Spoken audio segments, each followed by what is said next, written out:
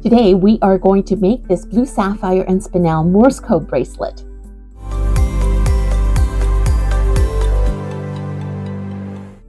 These are the tools and components I'll be using in this video. I will have detailed information and links in the description below.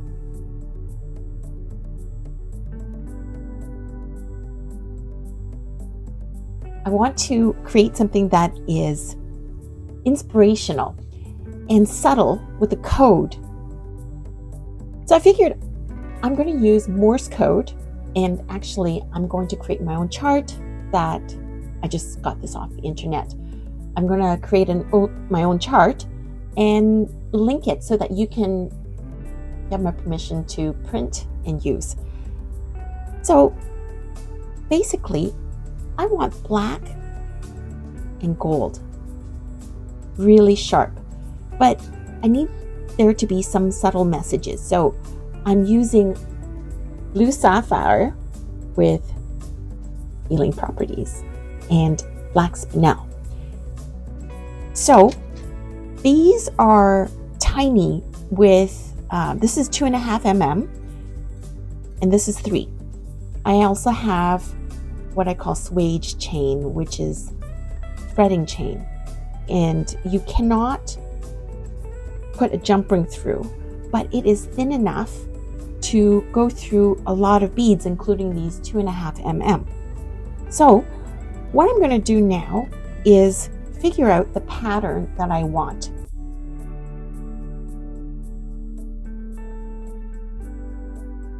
Okay, I'm going to move this aside and let's figure out how we're going to do this. The word that has been going around in my head is infinite,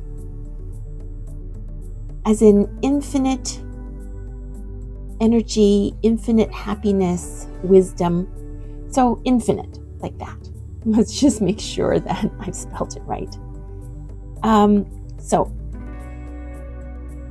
I know that in Morse code, it's supposed to be in between letters, 3 spaces of any sort. That's why I have these 2 different beads, and one of them will be a space. I'll decide later. Okay, so you have dots and dashes, and I think we'll figure out the pattern, and then I'll figure out which is gold, which is black spinel, and which is going to be the blue sapphire. Okay, I is 2 dots. Nice. Okay, E is just 1 dot.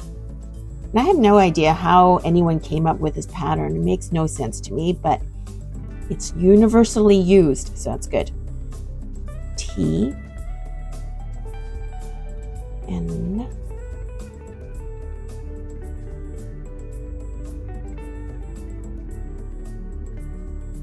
and F.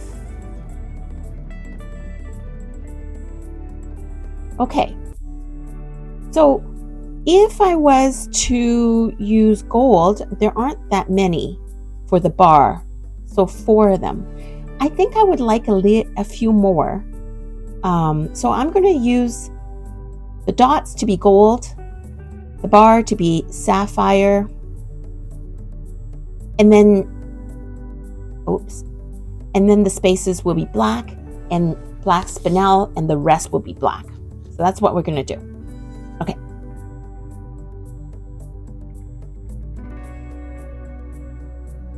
Here's one of my favorite design hacks: designing your pattern before having to thread and unthread things. Basically, this is just masking tape. You can use painter's tape, any tape will do. Normally, I would have a full sheet of paper and tape things down in the neck pattern. But in this case, I really just need the pattern for my letters. So what I'm going to do is the gold ones will be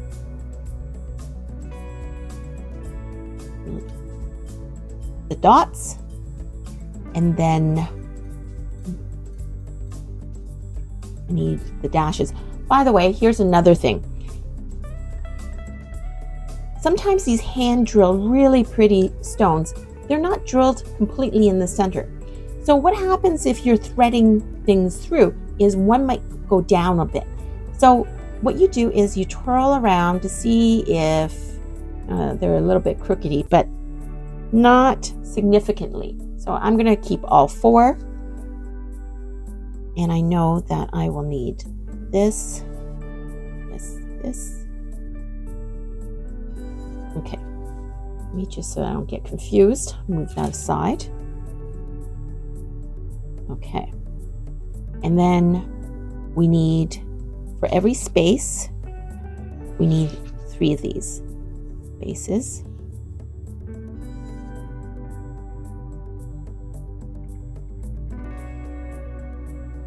Okay. See, it's so easy to forget where I was. Okay. 3 spaces. We might as well do the spaces first.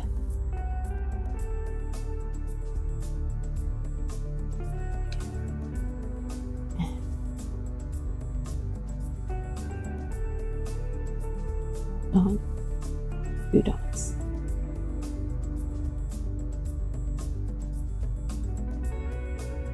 And then 2 dots.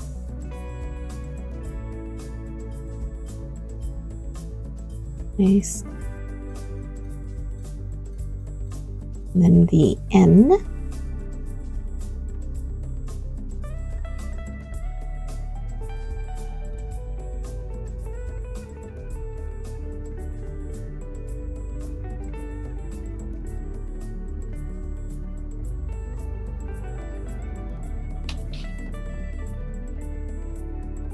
Okay. So, gosh. All right. I, N, F.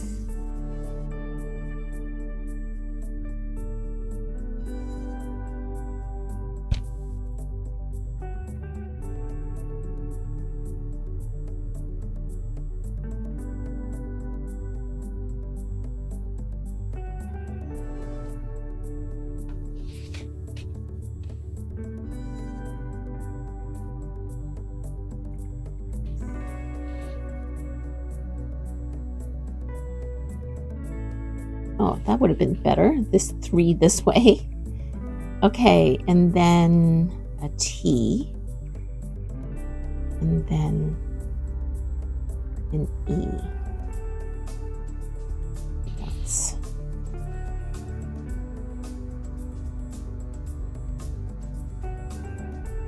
okay, so kind of ran out of space. I've got it all. And now we're going to thread this.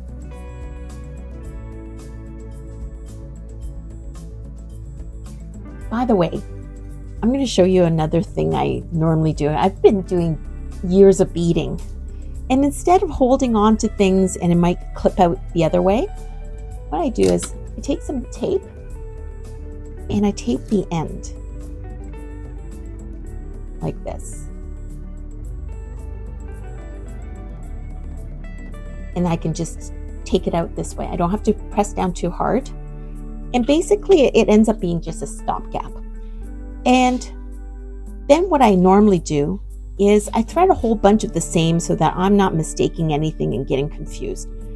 And I am going to start from this side over. And here's the other thing.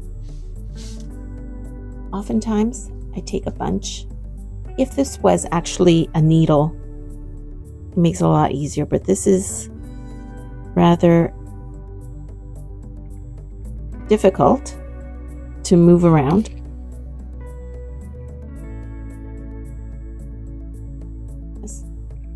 It moves around a lot. So, but if it was a wire or something that is hard, then I would grab a bunch and then thread it all the way through. But as such, it's one at a time.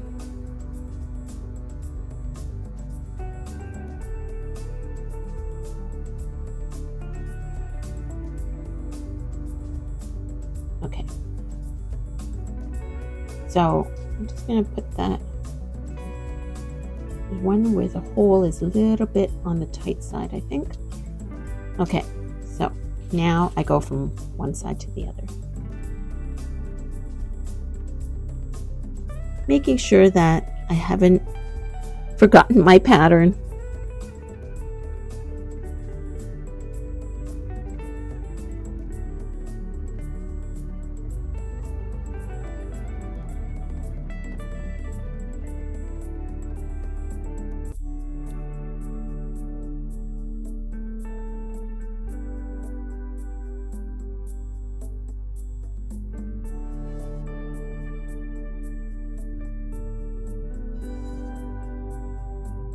Okay, so let's see how that is working. I love it. You see, it is very subtle. From the far, it looks just black and gold, but there is a subtle navy one. I like things that are small details and messages that only I know. Okay, we're going to continue on.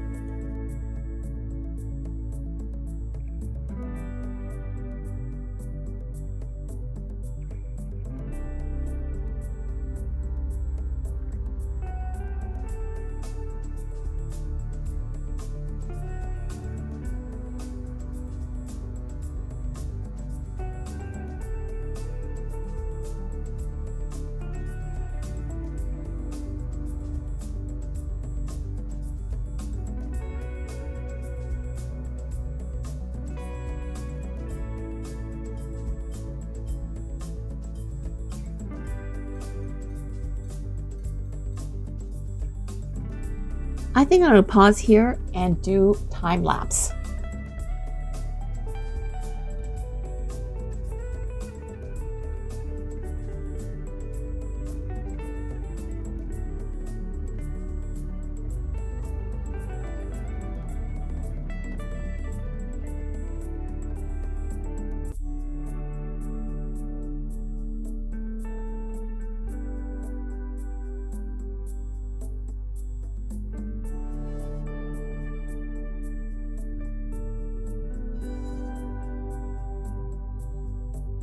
Okay, so I have thread the letters, plus on either side I've got 4. And now I take a look to see if it was even. This is what it will end up looking like in the front. And I really like that pattern, actually. So in that case, I know that this is going to be the center. And does it work out? Yes. 3 letters, 4 letters, but the F has extra. So it works out really nicely. And all I'm going to do now is remember that I want this in the center, like this. And then I'm going to measure out and add more beads to either side until I get the desired length.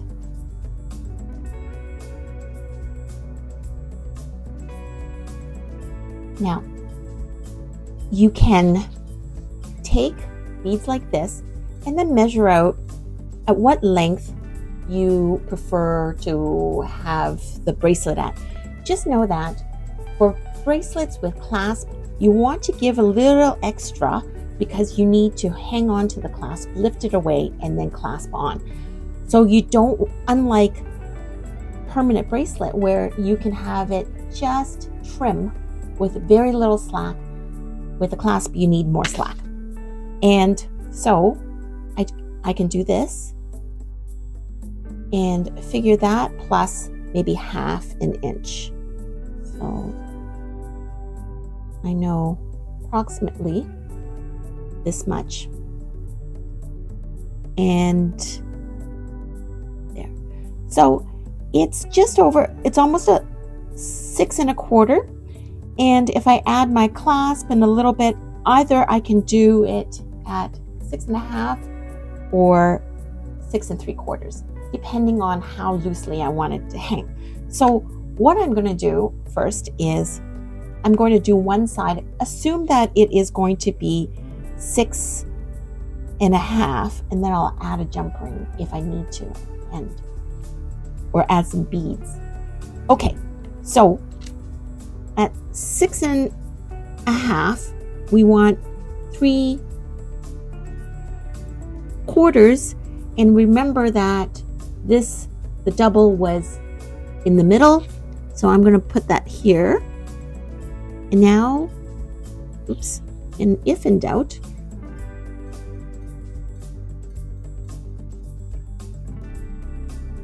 we're kind of in the middle, and I want that, even though the exact middle is not there, I want this part to stand out in the front. Okay, so basically now I know I need this much in beads. And actually, I'm going to show you at a different angle how to best thread this kind of floppy chain.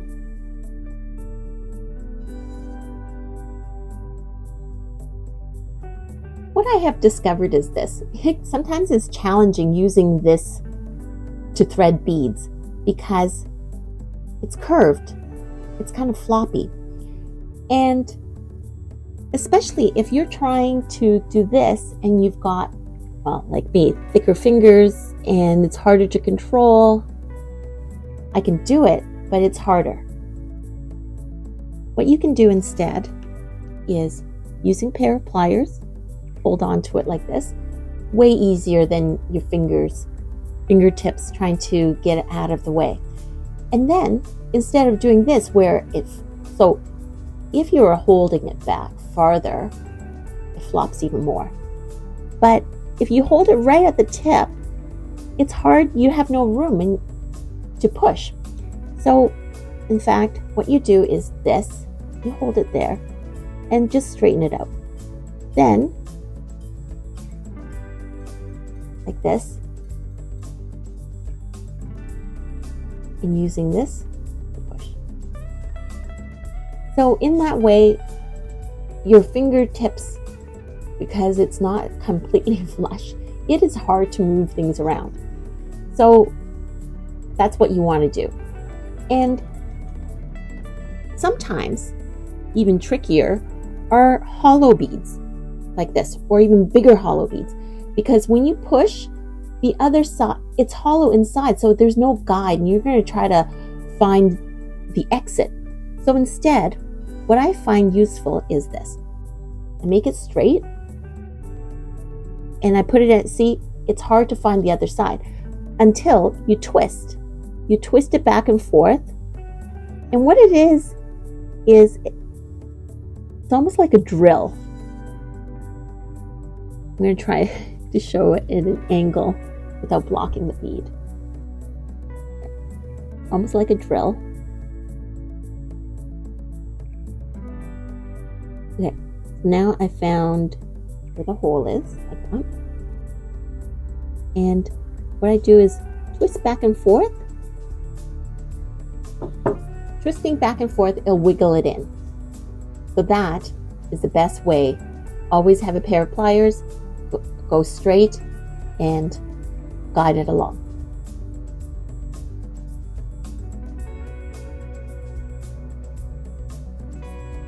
By the way, I find it frustrating when I have to lift to count the number of beads, etc. So one of the things I actually do is I figure where the center is. I go approximately where I need to go. So I know it's this much, and I will check it thereafter. But now I'm going to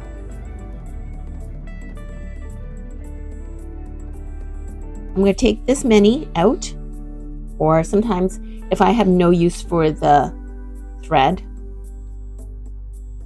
I'm going to put it away like this. So I keep track. And now I am ready to roll.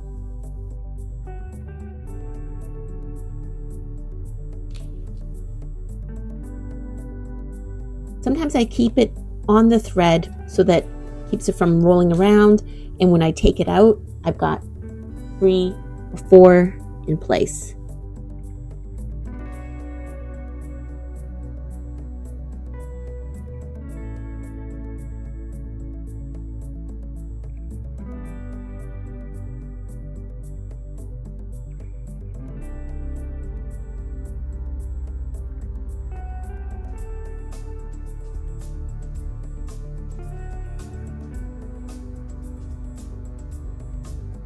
Sometimes I have to coax these, and I should have checked the holes to see if it was the chain being bent or just the holes.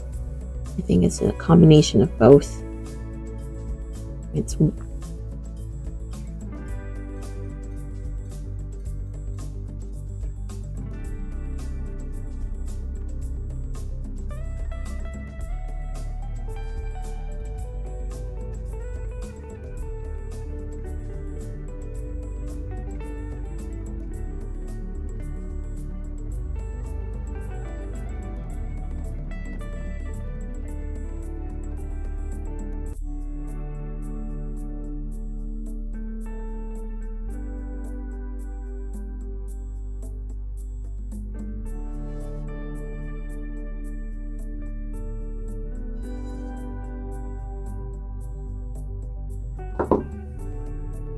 okay.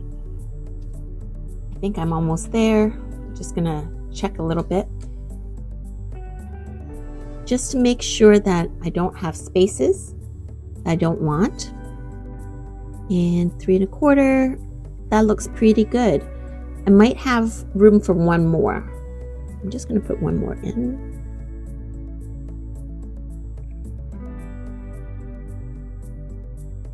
Great.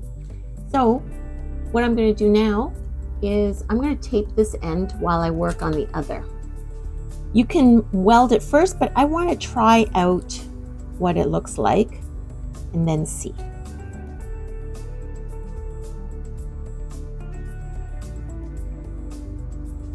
Okay, so I've lined it back up to 3 1/4, and I wanted to get to 6 1/2 right here.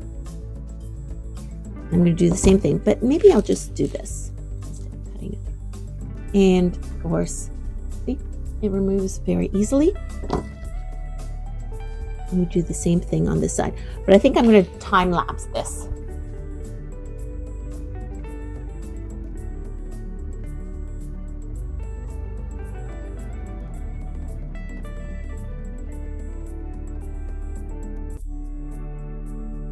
Okay, I'm going to check it again now, and I'm going to put this back in the middle,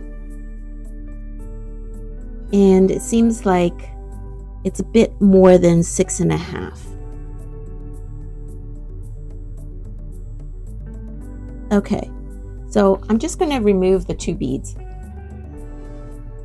Okay, so now we're going to check it again. You want to make sure that there is no gap.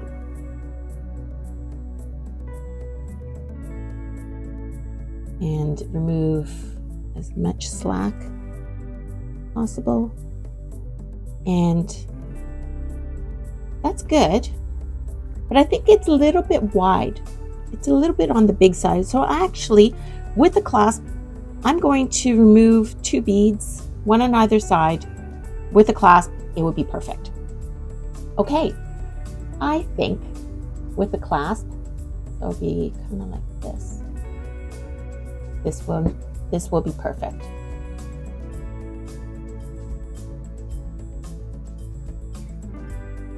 The other thing is, I'm going to decide using the spring ring clasp on one side and a small jump ring on the other. This is going to be slightly bigger. So if I needed to reduce one side, I want to reduce the side that has the clasp. The second thing is, if you're doing something with the spelling, know that you want the clasp on the hand that you're going to work with. So I know that I like to do this, clasp it this way, using this side. So I need, and that'll be the end. So I need infinity spelt this way with my clasp on this side. And I just want to make sure so that it is not always the other way because I'm right-handed. And this is correct. I want the clasp on this side.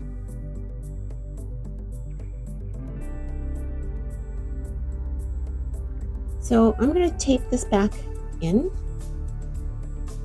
like this, and I'm going to trim and weld this side. The reason why I don't trim both sides is sometimes I have to move things along. So I know that after I trim this and weld, I can move this along. So if there's something that is stuck, you need to know which way you want to move things.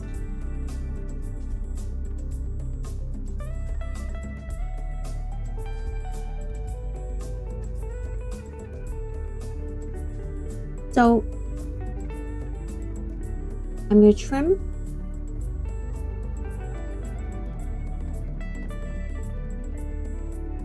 Okay, now we are ready. I have filmed other videos using this chain and explaining about balling. You can see other more detailed video, but I'm going to briefly talk about this again.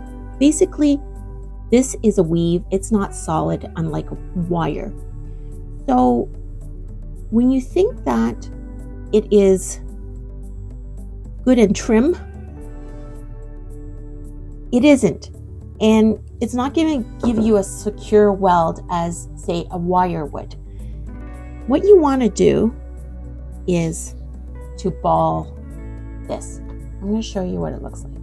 In fact, there's some filaments and rough edges.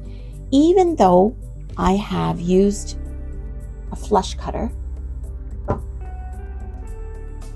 there are lots of little points. So it's not going to give you as secure of a weld. There's not enough surface area. As if it was balled, it would have been better. So I am using 6-watt power, and we'll try it out and see if we need to go higher. What you're doing is low power, and you're melting the frayed edges. So in creating a bigger surface area.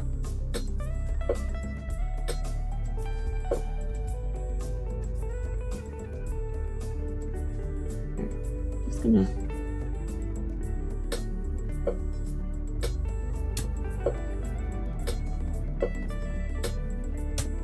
sometimes, if it is too powerful and it gets blown away, touch it at the sides. And I sometimes like to go under, because when it's hot, melts back, it becomes a bigger ball as opposed to being lopsided.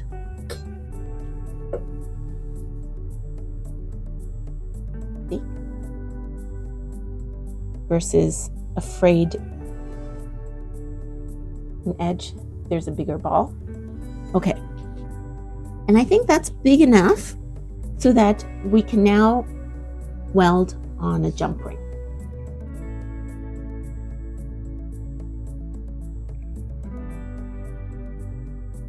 So I want to show you this. You see, it's domed, the ball. So when something touches it, basically it is like this. And what you want to do is you want to cut off so that it is touching like that. So you have bigger surface area. And it's almost microscopic, but it is there. So what I'm going to do is use flush cutters and cut a little bit. Just trim the top so that's flattened. So that now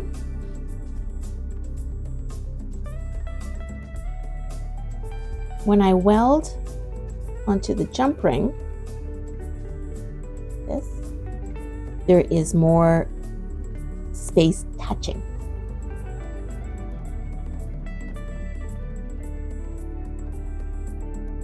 So, by the way, this is solid gold. I want the clasp to be gold colored. There's going to be very little silver exposed. So it's going to be fine. We'll see how noticeable or unnoticeable it is. Basically, what's going to happen is I'm going to touch this and weld together. And I'm not sure if you can see it, but we will try. And I'm going to put it at 8 watts. And I want enough tension so that when I touch it, it's pushing against one another. And I continue to push it because when it's hot, you want it together as opposed to pulling it apart.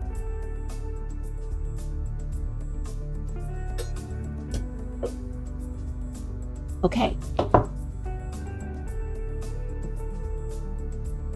And that did it. So now I'm going to make sure, and it is solid. That's awesome. And you know, if it isn't, just do it again. It's perfectly okay.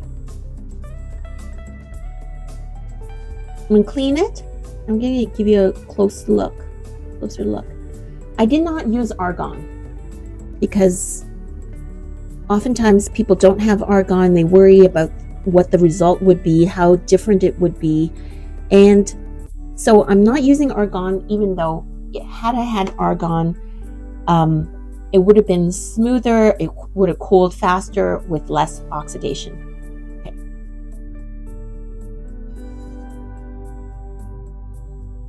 Now, if it is the case that, you know, it's a bit crookedy because of melt, as long as it's secure, what you do is you press,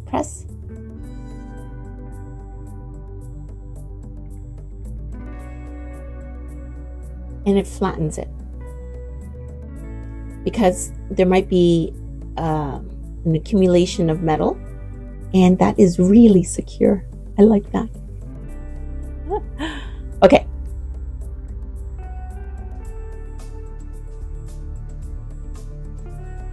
For anyone who's done beading and has made a bracelet or a necklace, you will understand exactly what I mean. One of the rookie mistakes, and I've made those several times, is you look at your beaded bracelet, your strand, and it looks perfect. It's lined up really beautifully, and then you go and cut or close up, etc. And then when you're ready to wear it, it goes crunchy like this. It doesn't drape nicely. And that is because there's not enough room. The beads are done this way. You've moved them along, except when it's rounded, this needs to work in an angle. So you need a little bit of space for these to touch like this. Luckily, so what I like to do, I discovered that if it is a long necklace and you're coiling it a few times, coil it until it is the way you want and it's smooth.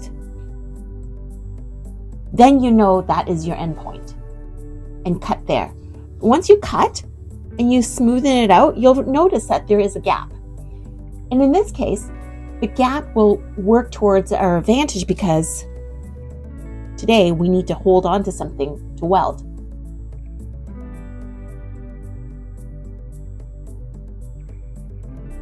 Okay, so I've shifted it along and I moved it into a nice coil, and I like the way it drapes, and that is the length I want.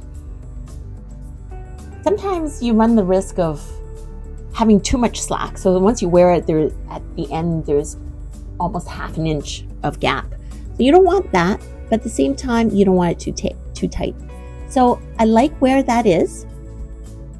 And then what I'm going to do is hold on to that. And I'm going to check my drape. It's still good. Hold on to that. And I'm going to cut it and repeat the process of melting that bit to a ball.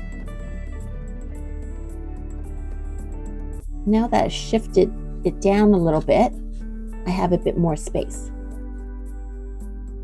And in fact, I think I'm going to trim this just a wee bit. Okay. And I've lowered it down to 6 watts. And it's working. second.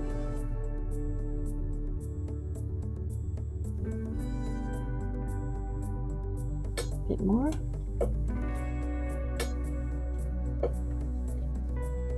So there's my little ball. And I'm going to trim it slightly.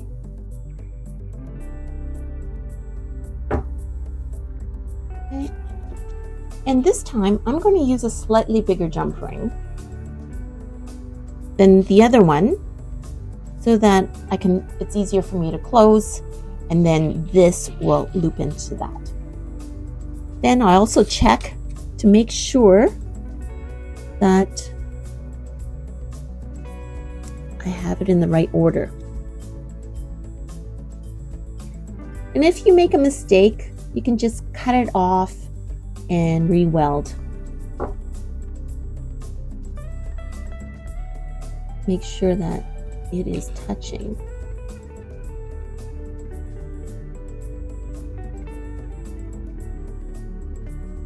See, I was really trim, and now I can push it and there is that much slack,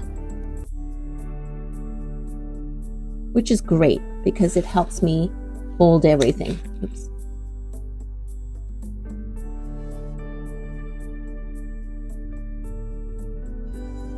So 2 birds with 1 stone. The seam is here. I'm hoping that when I melt this, it flows into the seam as well. And I'm going to move it back to 8 watts.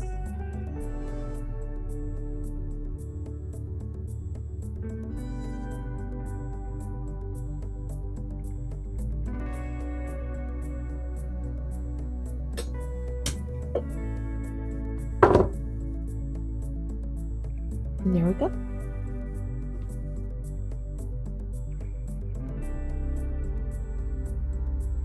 Let me just clean that off.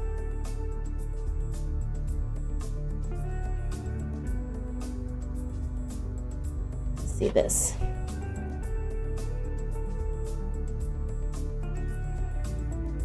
That is fantastic, and it is really strong. Awesome. Okay. Now,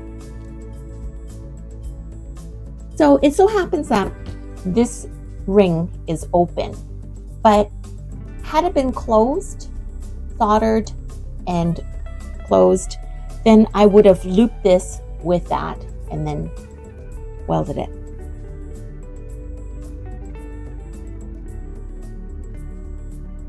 Okay.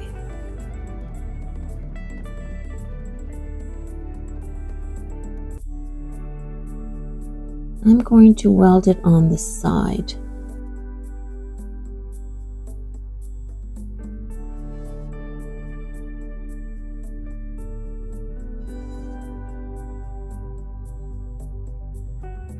Maybe I'll just, for the sake of filming, I'll just write on. I like welding things on the side, but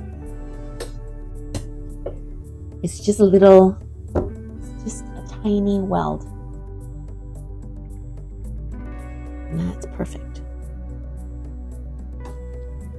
Again, if I had been using solder, flux, and flame, this would have been very difficult, and more than once I've melted away the clasp or compromised the spring.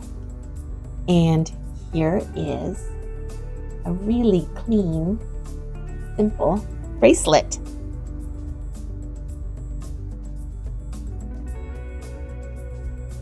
Okay, I'm struggling a little bit here with trying to put this on. So I am going to use my 3rd arm. I use this, and it comes with the welding kits. I use this to hold on to jump rings for welding, but who's to say I can't do this?